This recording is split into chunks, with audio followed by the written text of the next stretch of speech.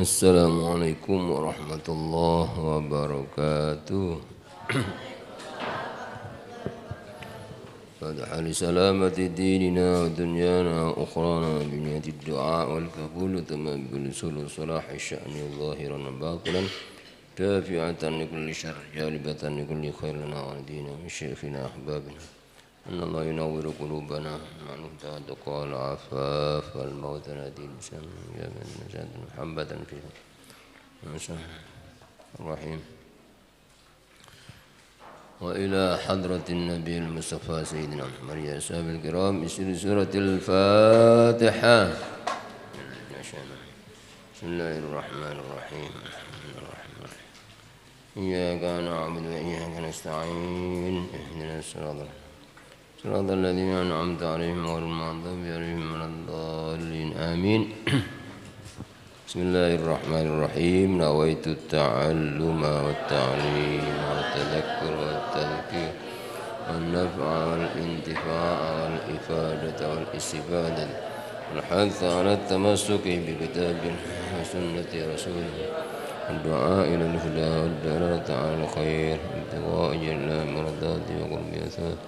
سبحان الله والحمد لله إلا الله أكبر ولا حول ولا قوة إلا بالله العظيم. عدد كل حرف كتب اكتب إلى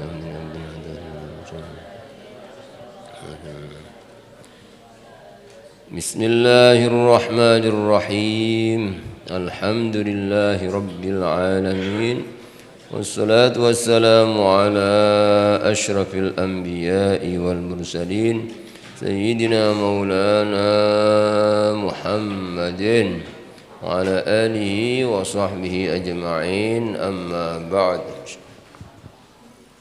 قال الشيخ المؤلف رضي الله تعالى عنه ونفعنا به وبعلومه بأسراره في الدارين آمين. وينبغي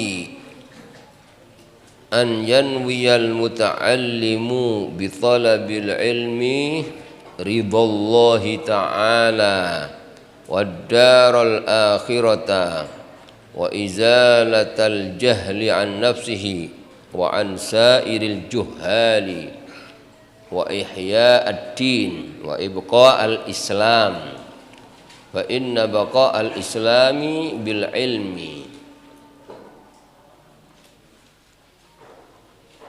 ولا يصح الزهد والتقوى مع الجهل. Bismillahirrahmanirrahim. Wa yanbaghi dan seharusnya an yanwiyal muta'allimu orang yang belajar itu berniat. Seharusnya al muta'allim itu orang yang belajar itu berniat bitolabil ilmi dengan mencari ilmunya itu niat ridhallahi ta'ala, mencari ridho Allah ta'ala. Itu yang paling tinggi, niat yang paling tinggi tingkatannya, niat kepingin dapat ridho Allah. Tidak hanya dalam mencari ilmu ya, dalam melakukan apapun ya, aktivitas yang baik, ibadah apapun, apakah itu sholat, baca Quran ya, baca zikir, nolong orang atau sedekah atau apapun ya, itu supaya diniati kepingin mendapatkan ridho Allah. Kenapa kok kita harus niat itu, niat mencari ridho Allah? Karena ridho Allah itu ya, menurut firman Allah dalam Al-Quran surat At-Taubah ayat 72 ya. Surat At-Taubah ayat 72 Allah berfirman, A'udzubillahi minasyaitonir rajim. Wa'adallahu al-mu'minina wal-mu'minati jannatin tajri min tahtiha al-anharu khalidina fiha wa masakin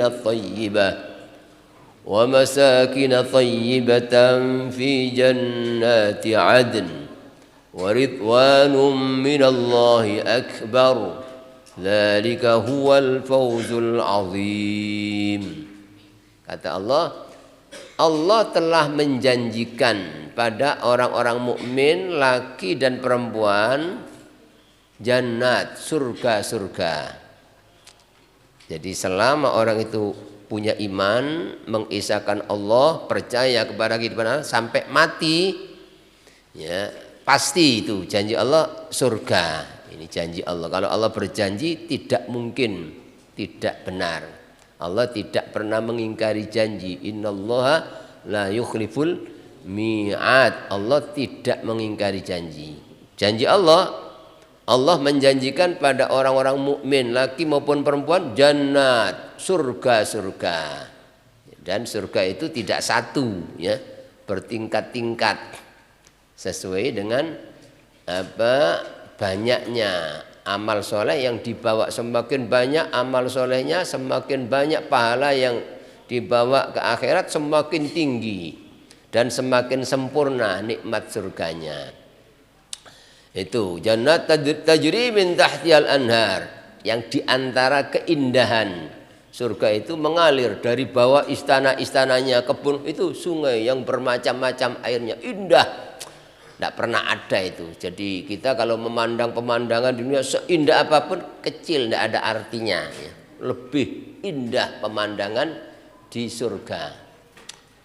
Tajri min tahtihal anhar wa masakin thayyibatan fi jannati adn, dan istana-istana yang sangat indah di surga Aden.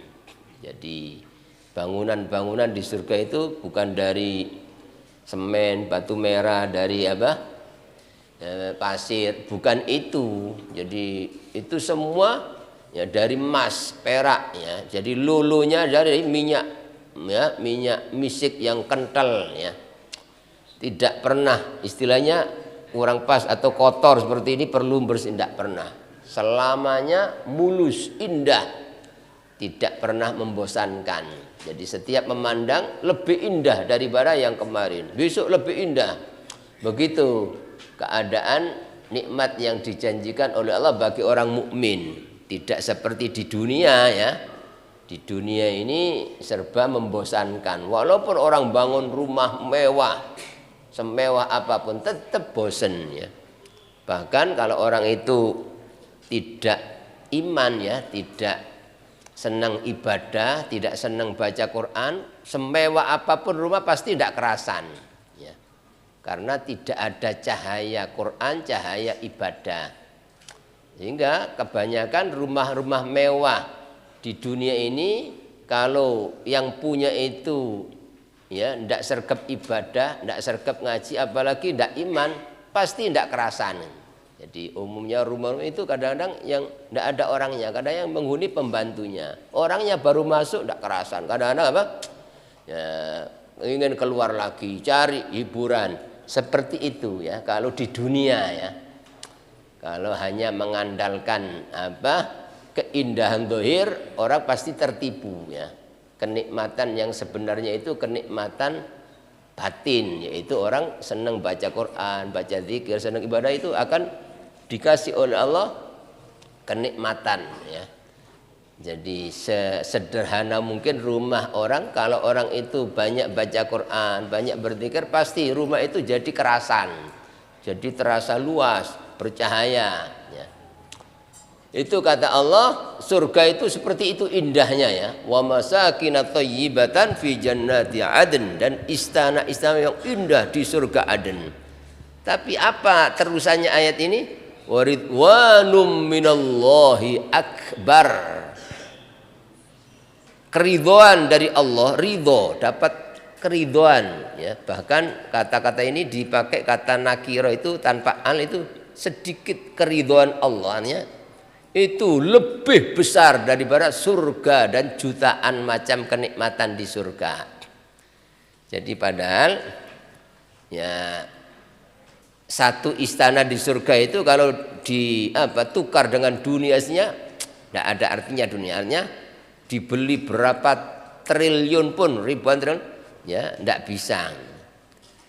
Itu kata Allah, ada yang lebih besar daripada istana-istana dan kenikmatan surga yang jutaan itu, yaitu ridho Allah. Wa ridwanum minallahi akbar. Ridho Allah itu lebih besar daripada surga. Wa dzalika huwal fawzul azim. Ketika orang mendapatkan ridho Allah, itu adalah orang yang mendapatkan keberuntungan terbesar. Jadi kalau orang itu hanya dapat surga masih belum keuntungan terbesar, apalagi dapat keuntungan dunia, jadi orang terkaya di dunia paling tinggi pangkatnya, tidak ada artinya, masih belum dikatakan untung, belum dikatakan sukses. Sukses yang sebenarnya itu hanyalah apabila orang itu mendapatkan ridho Allah itu di atas surga, ridho Allah itu, ya. Makanya kalau orang-orang solihin ibadah apapun tidak kepingin surganya, tidak menuju surga, tapi kepingin ridho Allah. Karena ridho Allah lebih tinggi daripada surga. Kenapa kok begitu? Karena surga walaupun begitu indah, makhluk. Surga itu makhluk apa bukan? Makhluk. Makhluk itu ciptaan. Siapa yang menciptakan surga? Allah. Makhluk seindah apapun tetap makhluk. Tetapi kalau ridho Allah bukan makhluk, gitu apa? Ridho Allah itu ada pada Allah. Allah itu pencipta. Allah itu kekal, abadi. Ya. Maka ridho Allah dan seluruh sifat Allah bukan makhluk dan abadi sebagaimana abadinya Allah. Tapi kalau selain Allah itu makhluk, ya, diciptakan, ya. Kalau Allah menghendaki sewaktu-waktu ya diakhiri bisa itu, tapi kalau Allah tidak bisa, ya. Sudah, itu yang menyebabkan kenapa kita ini selalu dipesan supaya niat apapun itu harus diniati kepingin mendapatkan ridho Allah. Orang mukmin itu perhitungannya bukan dunia. Saya ini nanti untung apa enggak? Enggak. Tapi saya ini kira-kira nanti dapat ridho Allah apa enggak? Kalau saya kerja ini, kalau saya melakukan kegiatan ini, kira-kira Allah ridho apa enggak? Itu ukurannya orang mukmin begitu, gitu. Ya, karena ridho Allah itu segala-galanya. Itu yang pertama, ya.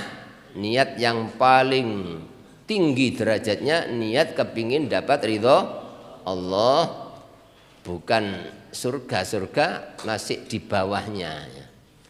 Terus yang kedua, apa itu niat yang dianjurkan dalam kitab ini? Waddarul akhirata, niat mencari keuntungan akhirat, bukan keuntungan dunia. Apalagi sekedar kepingin kaya, kepingin terkenal, kepingin pangkat, itu tidak ada artinya itu. Jangan. Jadi melakukan apapun, ya, itu jangan sekali-kali hanya niat kepingin mendapatkan keuntungan dunia, jangan. Tapi yang diniati kepingin dapat keuntungan akhirat, keuntungan di sisi Allah, ya. Itu karena keuntungan akhirat itu abadi, sedangkan keuntungan dunia sebanyak apapun akan rusak, akan habis, akan ditinggal. Tidak ada orang mati bawa dunia. Itu dasarnya. Kenapa kok kita ini disuruh niat apapun cari akhirat, kepingin untung akhirat? Di antaranya surat Asy-Syura ayat 20, ya. Allah berfirman dalam surat Asy-Syura ayat 20, artinya kalau orang itu niatnya akhirat, dunia katut, gitu. Niatnya akhirat, dunia pasti dapat, ya. Tapi kalau niat dunia, dunianya belum tentu dapat, apalagi akhirat. Kalau orang itu niatnya akhirat, dunianya katut pasti dapat. Tapi kalau niat dunia, akhirnya gagal, dunia belum tentu dapat, ya. Dasarnya satu surat Asy-Syura ayat 20. A'udzubillahi minasyaitonir rajim. Man kana yuridu hartsal akhirati nazid lahu fi hartsihi wa man kana yuridu hartsad dunya nu'tihi minha wa ma lahu fil akhirati min nasib. Kata Allah, barang siapa yang menginginkan keuntungan akhirat, maka na yuridu hartal akhirah, siapa yang menghendaki tanaman akhirat, keuntungan akhirat, nazid lahu fi arthih, pasti kami tambahi bagi orang itu keuntungannya. Jadi kalau niat akhirat ditambah, artinya ya akhiratnya dapat, dunianya tambahan pasti katutnya. Nah, zid lahu fi arti. Tapi kebalikannya kata Allah, wa man kana yuridu artsad dunya nu'tihi minha wa ma lahu fil akhirati min nasib. Barang siapa yang menginginkan keuntungan dunia, jadi misalnya ngaji, belajar apa ibadah supaya engko aku sugih, supaya aku ya iso pangkat, iso nyambut gawe ngene, iso ngene, ya hanya yang dituju dunia. Ya kata Allah, nu'ti minha, ya mungkin dikasih. Dunia itu walaupun tidak minta dikasih kok ya. Orang kafir tidak percaya Allah, apa tidak dikasih dunia? Dikasih ya. Orang kafir itu loh. Justru kadang-kadang yang kaya-kaya itu bukan orang Islam ya. Itu menunjukkan bahwa dunia itu tidak pakai dituju, mesti dikasih oleh Allah. Ya. Tapi ya kalau orang itu hanya niatnya dunia dikasih, tapi wa ma lahu fil akhirati min nasib. Di akhirat dia tidak punya nasib. Nasib itu bagian, sama sekali kosong. Ibarat nanam pahala apa? Ibadah sholat, tahajud, misalnya sholat doa, ya baca Quran, wiritan atau sholat. Tapi niatnya karena kepentingan dunia, besok tidak tumbuh. Mana tanaman saya dulu ya, saya imam tidak tumbuh. Ya, jadi tidak punya bagian sama sekali. Tapi kalau niatnya akhirat, ya akhiratnya sempurna dan dunia pasti ditambah. Itu makanya walaupun kita ya mengerjakan urusan dunia itu seyogyanya diniati untuk kepentingan akhirat, seperti orang kerja ya, seperti yang dibahas pada kajian yang lalu. Kerja itu ya seperti ke pasar, mungkin ke kantor, mungkin apa, itu urusan ibadah apa? Dunia ya. Tapi karena orang mukmin itu walaupun kerja tidak semata-mata ingin ya hasil untuk bersenang, bukan ya. Saya kerja satu untuk mencari rizki yang halal, itu menjadi ibadah karena perintah Allah mencari rizki yang halal. Tapi syaratnya tidak boleh beling. Mukmin aku niat mencari rizki yang halal tapi gak jujur, goro, ya ngurangi timbangan, apalagi korupsi, ya itu tidak benar itu. Jadi ini niat mencari keuntungan akhirat. Atau kadang-kadang niat kepingin dapat keuntungan akhirat tapi gara-gara nyambut gawe gak sembayang misalnya, ya ndak cocok gitu apa. Jadi niat akhirat itu pasti kerjanya benar ya, terus diniati karena mencari rezeki yang halal. Terus yang kedua ya, niat mencari rezeki yang halal, niat mencukupi keluarga ya, mencukupi diri dan keluarga. Itu kewajiban apa enggak mencukupi keluarga? Kewajiban agama, ibadah. Niatnya mencukupi keluarga supaya jangan sampai terlantar minta-minta kepada orang. Itu ibadah. Ya. Termasuk apa? Apalagi diniati saya kerja ini nanti kalau apa?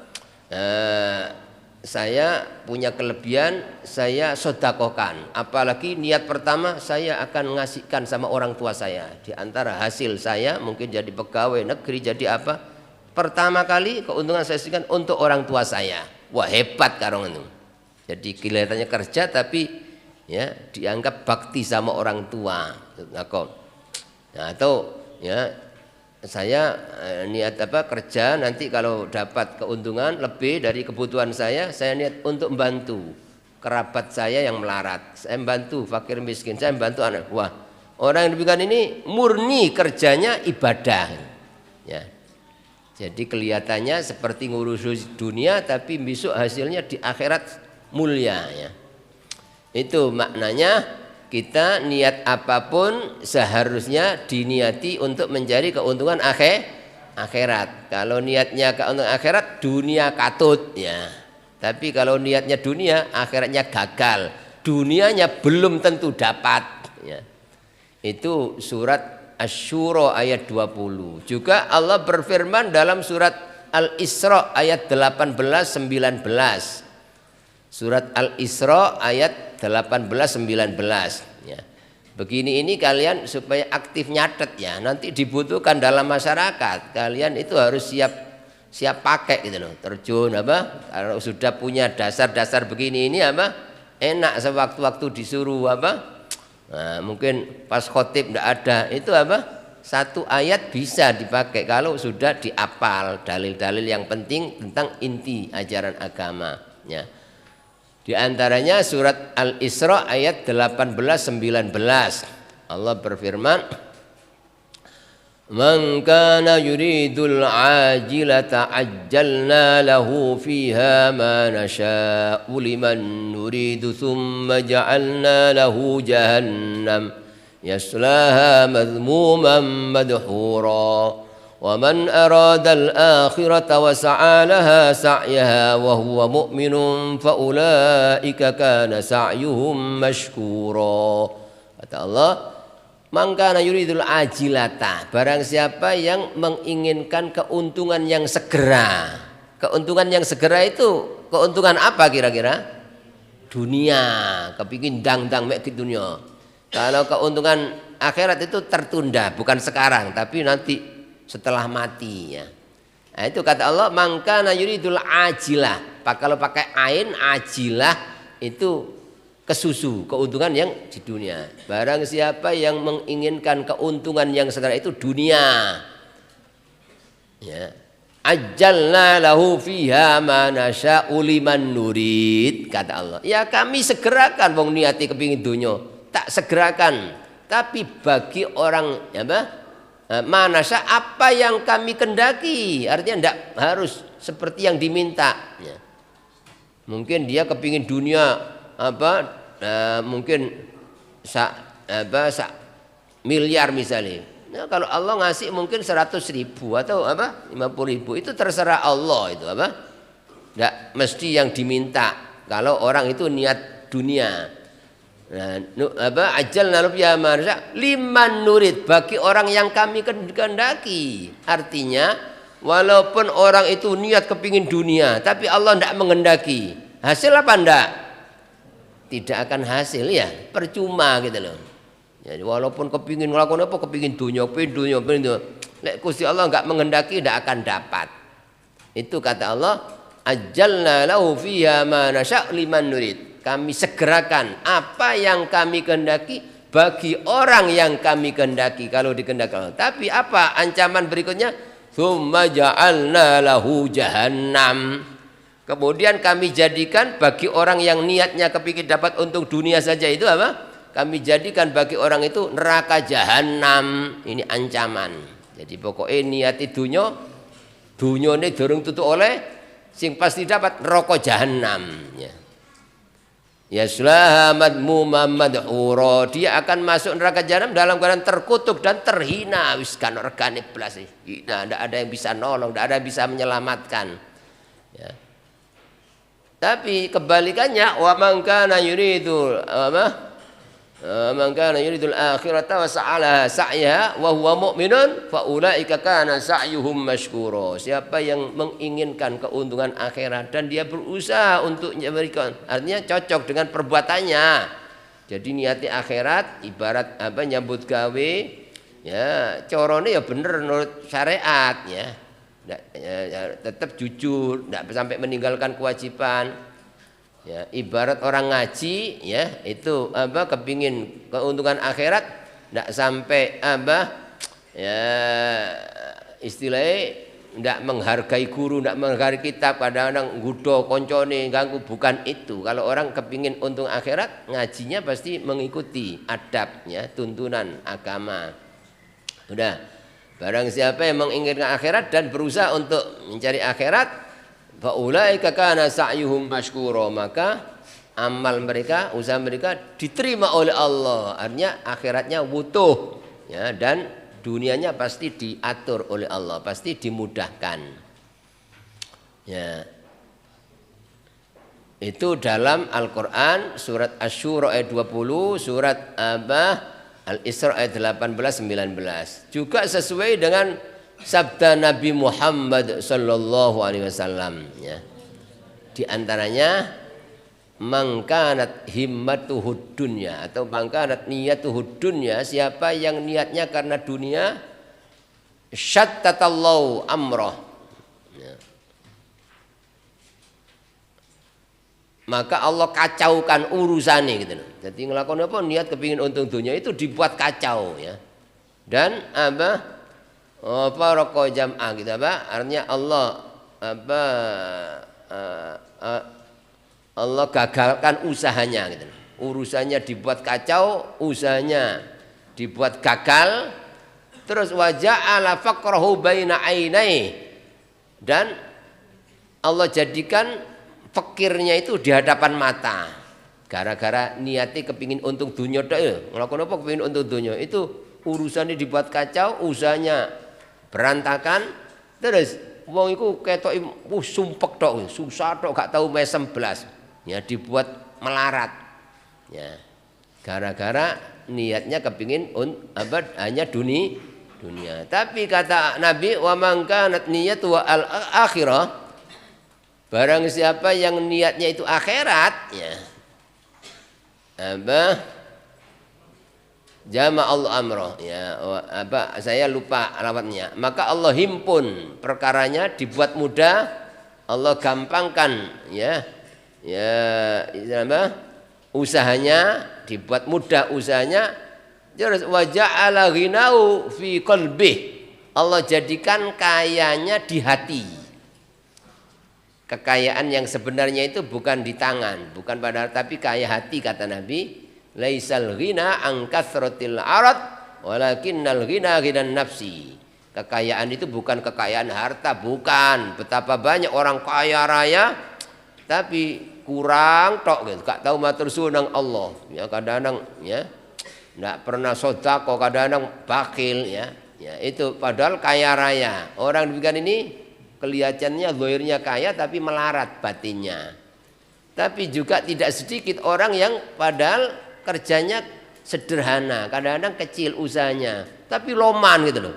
Ndak pernah sumpek, ndak pernah sambat sama orang. Setiap ketemu orang ceria, alhamdulillah. Padahal ya rizkinya pas-pasan. Orang yang demikian ini dikatakan orang kaya ya. Walaupun rizkinya pas-pasan karena dia selalu ceria. Begitu itu. Kenapa kok orang itu dibuat kaya walaupun berat? Karena niatnya ya selalu meniatkan akhirat ya. Sudah. Itu niat yang kedua ya. Jadi niat yang paling tinggi niat mencari ridho Allah, karena tidak ada yang menyamai ridho Allah. Yang kedua niat mencari keuntungan akhirat. Terus yang ketiga wa izalatal jahli an nafsi, niat menghilangkan kebodohan dari dirinya. Ya saya harus saya niat ngaji supaya gak bodoh. Niat menghilangkan kebodohan, sebab kalau bodoh ya orang akan tidak akan diterima ibadahnya. Kalau orang itu bodoh pasti banyak kelirunya ibadahnya daripada benarnya ya. Terus itu yang kedua, niat menghilangkan kebodohan dari dirinya supaya jadi orang yang ngerti agama. Terus yang ketiga wa ansairil juhal, dan saya niat belajar ilmu untuk ya di samping menghilangkan kebodohan dari saya, untuk menghilangkan kebodohan ya orang-orang yang masih bodoh tidak ngerti, nanti saya akan nyampaikan. Jadi kalau saya pulang di masyarakat, saya nanti akan nyampaikan ilmu saya, mungkin kepada keluarga, kepada adik saya, kepada tetangga, kepada teman. Itu niat yang baik seperti itu. Jadi niat supaya dia jadi orang ngerti, tidak jadi orang bodoh. Setelah niat cari ridho Allah, cari keuntungan akhirat, niat menghilangkan kebodohan darinya, niat menghilangkan kebodohan dari masyarakat. Supaya nanti saya kalau dapat ilmu, saya amalkan di masyarakat, saya sampaikan menurut kemampuan saya. Ya, jadi niatnya 4 tadi ya, berarti dapat setiap ngaji dapat 4 pahala tadi itu ya. Karena niat-niat ini semua baik. Terus yang kelima wa ihya ad-din ya.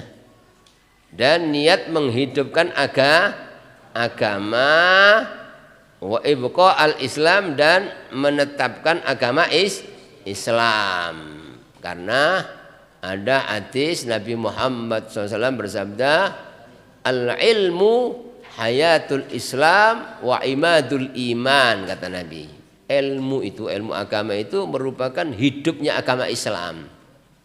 Jadi agama Islam hidup itu karena orang-orang Islam belajar ilmu.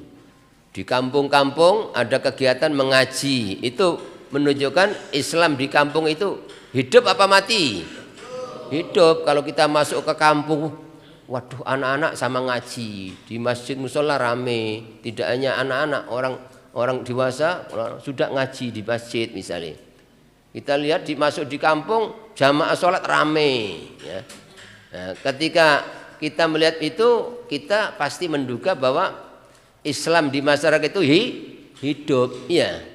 Tapi kalau tidak ada pengajian sama sekali ya, orang di masjid ya itu tidak ada yang mau datang. Masjid itu baik gitu loh. Tapi tiada pengajian gak ono sing teko. Ya. Tapi oleh ono tontonan rame ya. Nah, begini ini kita pasti menduga berarti Islami mati ya. Jadi Islam hidup karena banyak orang yang senang mencari ilmu agama. Anak-anak ngaji semangat, itu tanda Islam hidup ya. Jadi kita mencari ilmu niat menghidupkan agama Islam. Al ilmu hayatul Islam. Ilmu agama itu merupakan tanda hidupnya Islam wa imadul iman, dan menjadi tiang penyangganya iman ya. Sudah berapa ini niatnya? Niat ridho Allah, sudah keuntungan akhirat, 3 niat menghilangkan kebodohan dari dirinya, 4 niat menghilangkan kebodohan dari orang-orang lain yang belum ngerti, yang kelima niat menghidupkan agama. Nah, yang keenam niat menetapkan agama Islam ya. Ini semua termasuk ibadah. Setiap ngaji dapat pahala-pahala yang diniatkan tadi. Kalau niatnya 6 ya dapat pahala 6 ya. Kalau niatnya 3 ya. Kenapa kok dikatakan orang menuntut ilmu agama perlu niat menetapkan Islam ya, agama Islam? Fa inna baqa al-Islam bil ilmi. Karena tetapnya Islam itu adalah dengan ilmu ya, dengan ilmu agama maka Islam terjaga. Tapi kalau wong Islam bodoh kabeh gak ngerti agama, ya nanti akan tinggal namanya Islam. Masjid itu api-api tapi ya ndak ono sing memakmurkan masjid. Jenenge Islam, Muhammad Yusuf ya, tapi gak ngerti agama, kadang-kadang gak ngerti sholat, itu Islam mati ya.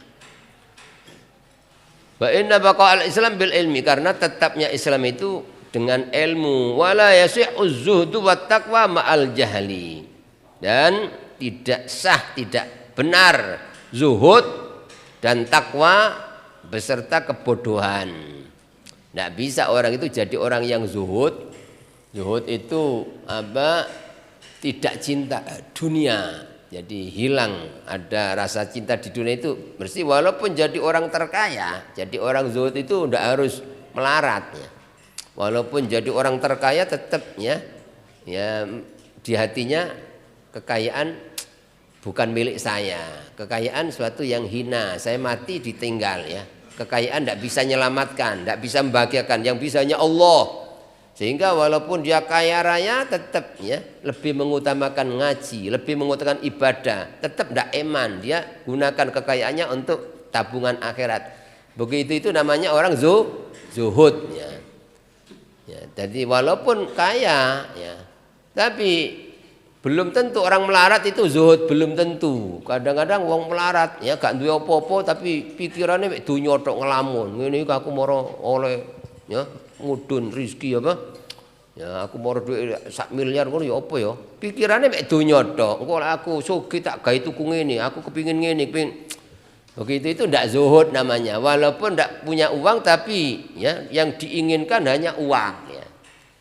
Tapi walaupun kaya raya tapi ya ndak tertarik sama dunianya, lebih mengutamakan ibadah daripada hartanya ya. Orang demikian ini zuhud, dan orang itu baru akan menjadi orang yang dekat dengan Allah, baru akan menjadi orang yang dicintai oleh Allah, baru menjadi orang yang soleh kalau bisa zuhud gitu loh.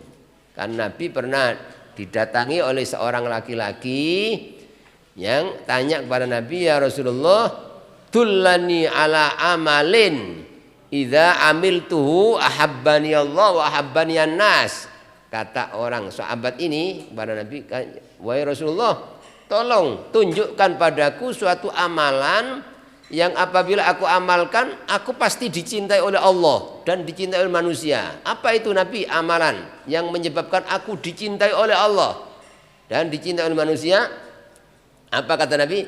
Izhad fid dunya yuhibbakallah wazhad fima indan nas yuhibbakan nas. Zuhudlah, artinya hilangkan rasa cinta di hati terhadap dunia. Walaupun kerja cari dunia, tapi ojo dilepon hati, artinya dunia kan apa-apa nih. Tetap lebih mengutamakan ibadah, lebih mengutamakan ngaji, lebih mengutamakan amal soleh, ya, daripada dunia. Itu namanya zuhud. Zuhudlah, artinya hilangkan rasa cinta terhadap dunia.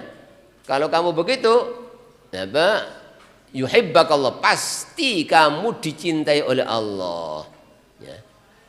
Jadi selama orang itu di hatinya ada pecinta dunia, yang dipikir dunia, yang dipentingkan dunia, Allah tidak akan cinta. Tidak bisa dicampur antara cinta dunia dan cinta Allah, mustahil gitu.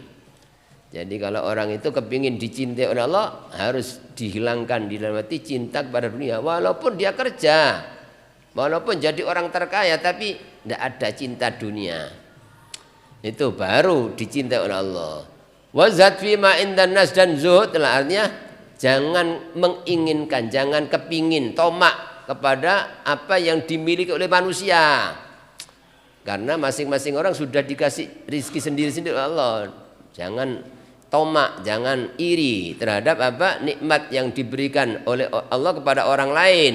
Kalau kamu bisa begitu, yuhibbakan nas, pasti kamu dicintai oleh manusia. Nah, orang bisa mengamalkan zuhud itu pasti karena ilmu ngaji seperti tadi, ya. Ya, apa caranya zuhud, manfaatnya zuhud, ya. Kalau orang tidak ngerti agama, pasti pikirannya hanya dunia tok, ya. Jadi melakukan apapun yang apa, yang dituju dunia, ya. Nah, jadi kata pengarang ini, ya, wala yasihhu zuhdu wat taqwa ma'al jahli. Tidak benar zuhud dan takwa beserta bodoh. Artinya kalau orang itu bodoh, tidak mau ngaji syariat, tidak akan jadi orang takwa, tidak akan jadi orang zuhud, tidak akan jadi orang soleh. Maka Sayyidina Ali bin Abi Thalib radhiyallahu anhu wa karamallahu wajhah, yang oleh Nabi Sayyidina Ali itu dikatakan pintunya ilmu Sayyidina Ali. Beliau pernah mengatakan, laula khamsu khisalin la saran nasu kullum solihin, kata Allah. Kata Sayyidina Ali, andaikan tidak ada 5 perkara ini, pasti manusia semua jadi orang soleh semua. Andaikan tidak ada 5 perkara, pasti manusia semua jadi orang soleh. Tapi karena ada 5 perkara ini, yang jadi soleh hanya sedikitnya. Satu apa? Sing ngarai wong gak iso dadi wong soleh itu lho, al-qanaatu bil jahli. Neriman dadi wong bodoh. Padahal awake sik bodoh lho. Ono ngaji males, kadang-kadang wae ngaji turu, wae ngaji apa berusaha menghindar. Itu alamat gak bakal dadi wong soleh. Kadang-kadang di masyarakat yang ngono, padahal awake sik bodoh, gak ngerti agama, diadakno pengajian gak teko, padahal cedek. Nah, orang yang demikian ini alamat tidak akan jadi orang soleh, kata Sayyidina Ali, ya. Satu, sing marai gak iso dadi wong soleh, ya, al-qanaatu bil jahli, neriman dadi wong bodoh, ya, gak gelem usah belajar ilmu. Otomatis waliane kalau orang itu sergap ngaji, alamat akan jadi orang soleh. Yang kedua, ya, al-hirsu bid dunya, ya, kedunyan. Sing marai gak iso dadi wong soleh iku wong kedunyan. Golek dunya oleh, tapi kedunyan itu dilarang. Kedunyan itu apa? Gara-gara golek dunya sampai ngakali wong, gak jujur, uran, itu kedunyan. Gara-gara golek dunya sampai lali sembahyang, lali ibadah. Gara-gara golek dunya sampai gak ngurus keluarga, gak ngurus anak. Ya, ada apa ndak kira-kira? Banyak, ya, orang gara-gara cari dunia sampai, ya, tidak jujur, sampai menipu, kadang-kadang sampai gak sembahyang, gak jamaah. Ini alamat tidak akan jadi orang soleh katanya, sebab kedunyan. Tapi kalau orang itu apa? Ya tidak cinta dunia tapi cinta akhirat, cinta amal soleh, cinta ilmu agama, pasti alamat jadi orang soleh. Terus yang ketiga, wasyuhhu bil fadli, sing marai gak iso dadi wong soleh iku bakhil, medit, kikir. Padahal hasilnya akeh iku lho ditumpuk tok, eman. Kadang-kadang nang wong tuane medit ya. Padahal penghasilannya gede ya. Kadang dulure melarat ya gak dibantu ya. Nah, orang demikian ini alamat gak bakal dadi soleh. Tapi lek loman pasti ya. Gak emanan, loman duwe kelebihan apa? Seneng nulung wong, apalagi nang wong tua loman. Wah ini apa? Ya, pasti jadi orang soleh. Terus yang kelima, keempat, ya, tanda apa? Sing marai wong gak iso dadi wong soleh itu arya'u fil amal. Lek ngelakoni apa-apa mesti pamer nang menungso, kepingin dilem, kepingin dipuji, kepingin dihormati wong ya. Niate mung iku tok. Ya, kalau orang itu begitu ndak akan sampai kapanpun ndak akan jadi orang soleh. Tapi kalau orang itu ikhlas ngelakoni apa? Ndak karena manusia, hanya supaya diterima oleh Allah, supaya diridhoi oleh Allah, supaya dibalas oleh Allah. Titik. Ndak melihat manusia, itu pasti akan jadi orang soleh. Terus yang terakhir, gara-gara gak iso dadi wong soleh itu wal ujbu fil amal ya. Orang suka membangga-banggakan ya. Jadi perasaannya bisa apa aku iki pondok paling sergep aku, gak tahu, gak tahajud. Aku koyo aku. Begitu itu namanya ndak disenangi oleh Allah, ndak akan jadi orang soleh. Bagaimana supaya kita jadi orang soleh? Walaupun kita sergep gak rumongso awaknya, aku gak iso apa-apa, tetap sing nyergepno aku Allah. Cerdas tetap gak sombong, sebab cerdas iku teh Allah sing kek cerdas. Saiki dicabut aku iso paling bodoh. Tetap apa? Ndak merasa dirinya ya punya keluarga, tapi semua itu hanya anugerah Allah, karunia Allah, kemurahan Allah. Jadi mengakui bisa apapun semata-mata karena pertolongan Allah, semata-mata karena kemurahan Allah. Orang yang demikian itu yang ya tidak terkena ujub, yang pasti akan jadi orang soleh. Itu diantara anjuran dari pengarang kitab ini. Masih belum sempurna, nanti ada syair karena agak panjang, akan kita baca pada kajian Jumat yang akan datang. Mudah-mudahan kita semua diberi pertolongan oleh Allah untuk bisa selalu memasang niat-niat yang baik, sehingga insya Allah kita digolongkan termasuk orang-orang yang akan mendapatkan keuntungan akhirat ya. Juga otomatis kita akan mendapatkan kebahagiaan dan keselamatan di dunia sampai akhirat. Amin ya rabbal alamin. Wallahu alam bisawab. Rabbana taqabbal minna wa anfa'na bisirril Fatihah. Iyyaka na'budu wa nasta'in. Amin. Wassalamualaikum warahmatullahi wabarakatuh.